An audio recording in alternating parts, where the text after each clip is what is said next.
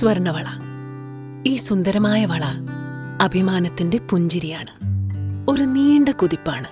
വർഷങ്ങളുടെ അധ്വാന ഫലമാണ്. ഈ വളയിലൂടെ രേഖയുടെ വീട്ടിൽ പ്രകാശം തെളിഞ്ഞു. കൃഷ്ണന്റെ പാടത്ത് പ്രതീക്ഷ നിറഞ്ഞു. ലീലയുടെ സ്വപ്നങ്ങൾക്ക് ചിറകുമുളച്ചു.